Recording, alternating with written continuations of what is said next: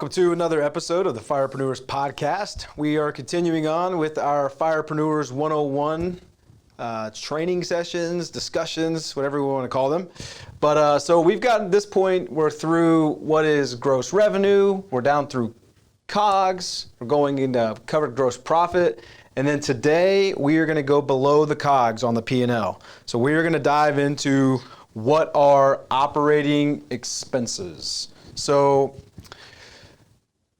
there's a lot of conversation about what should go in your COGS, what should go in your operating expenses, especially when you're coming up with your business. Like, so when you're in stage one, working on stage two, it's super confusing. You don't know what should go where. You don't even know what COGS is for a long period of time when you're first getting started. That's what this series is created for, to help you understand these things faster. But the way that I like to simplify this, perhaps oversimplify this, that's why Firepreneurs 102, we're going to bring on some bookkeeping experts to point out the areas where maybe I could explain things a little bit better. But I wanted to create Firepreneurs 101, just like kind of an oversimplification to try and help you better understand numbers. Because any conversation about this, if you have no desire to learn numbers, any conversation is better than no conversation. So my oversimplification of operating expenses versus COGS is your COGS are the things that you have to spend money on to do or perform the thing, do or perform the service. If you're doing junk removal, these are the expenses you have to spend money on in order to perform the junk removal jobs, okay? Operating expenses are those things that you spend money on through the business that support doing the thing. So that's my oversimplification. COGS, those expenses above operating expenses. Your cost of goods sold. Those are the things you have to spend money on to perform and do the thing, which is what we've covered in the past episodes. Your operating expenses, which on your P&L is below your gross profit, below your COGS, okay? This section of expenses are the things you spend money on to support the business. All right, so let me give you some examples. And again, just like we did with the COGS, we are going to go through each one of these expense categories one by one and do a short episode on them, just to kind of further unpack what would go in these categories.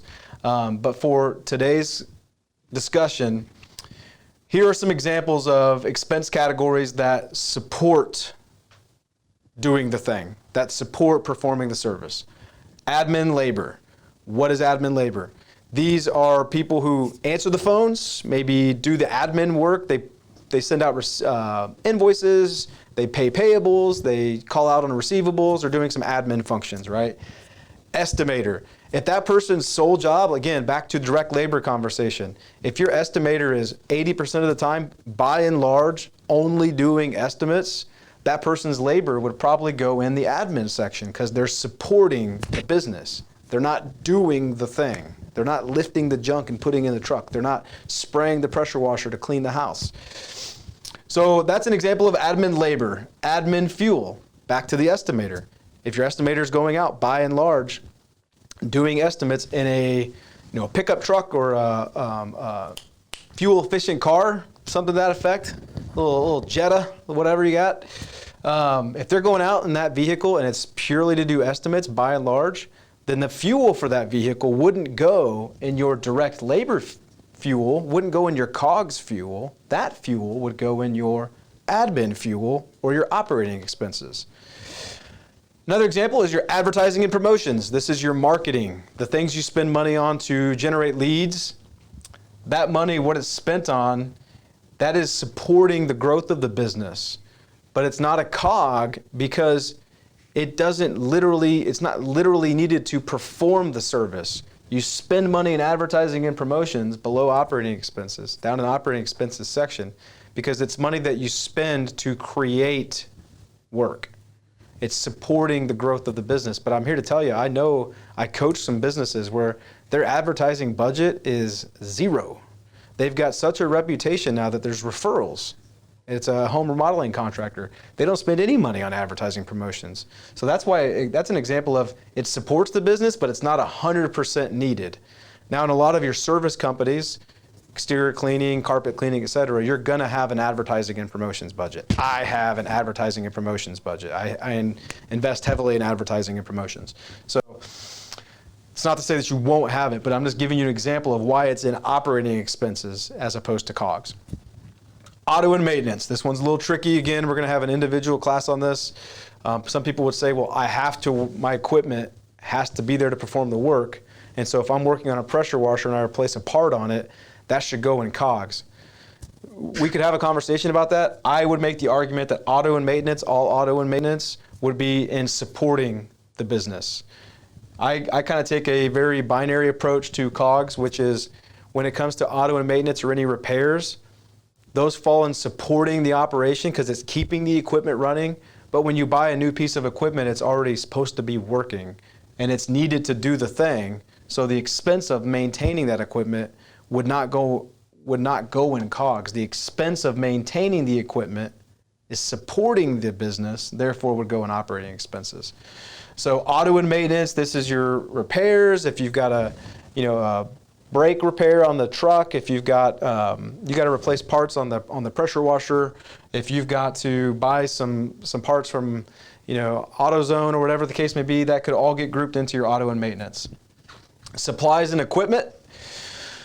These are the things that you need to help support you do the thing. Another example of, this is something you could argue, make the case, and I think I had this conversation in our materials episode, but when it comes to supplies and equipment, having a nice hand tool to help you do the job efficiently is nice. The cost of that small hand tool would go in supplies and equipment. Unless it's 100% needed, though, to do the job, again, wants and needs, it would go in your operating expenses because it's a nice tool that helps you run the business more efficiently or perform the service more efficiently, and therefore it's supporting efficient operations, but it's not 100% needed to do that job. And the example I gave it was junk removal. Could you, the cost of a Sawzall, $100-ish, right? Depending on where you get them from and what kind of Sawzall you get. I don't want to get into semantics, but buy a Sawzall, $100. It's a nice to have, it's not a need to have. So it's for nice to have, it goes in supplies and equipment and the operating expenses. Okay, rent, another good example of operating expenses. This is your overhead. You got to have the building overhead, got to keep the lights on. This is what's called overhead, these expenses. Rent and utilities, phone and internet, these are fees that you're going to have at your office, and they are purely in place to support the business. And the conversation can be like, yeah, but that doesn't make any sense. I've got to answer the phone to get jobs. Therefore, it should have to go into COGS. It's not needed to do the thing, though. It's needed to support the thing. That's why I try to oversimplify this, and maybe it's not the right way to go about it, but that's how I think about it. So the phone is there to support the growth of the company. It's not needed to perform the service of pressure washing. It's not needed to do the junk removal. It is needed to support those services. Goes in operating expenses. Rent and utilities, pretty self-explanatory. Those are kind of like nice perks to have as you build your company culture and try to build your team up and build your organization up. You're going to continue to maybe invest more there. Again, we're going to take a deeper dive on each one of these and kind of talk about ranges that you should try to keep those expense categories in. But rent, utilities, phone and internet, those go into your operating expenses. Technology fees, this is another example, like your CRM. Depending on what kind of customer relationship management tool you use, that would go in your operating expenses. I have legal and professional down here as another category. I would encourage all of you to get your books done professionally, legally, ethically, above water, so you have no concerns when it comes to tax time, no anxiety. Get your books done, get them done right. Legal and professional, this is a category like if you pay an outside bookkeeping company or accounting firm, or if you have some small business attorney fees, those would go into legal and professional. Another example of those things are in place to support the business. So operating expenses. What are operating expenses? They are expenses that you have in the business, things you spend money on to support the business and its growth. So that wraps up this episode. We are going to be diving next into admin labor, taking a deeper dive there on what kind of positions would be in it. But keep following along. We're going to start tackling all of our operating expenses. That's it for today. If you would please support the channel. Subscribe on YouTube, like the video on YouTube, shoot us a review on the podcast. All the support that we can get, we would really appreciate it. Everybody have a good day.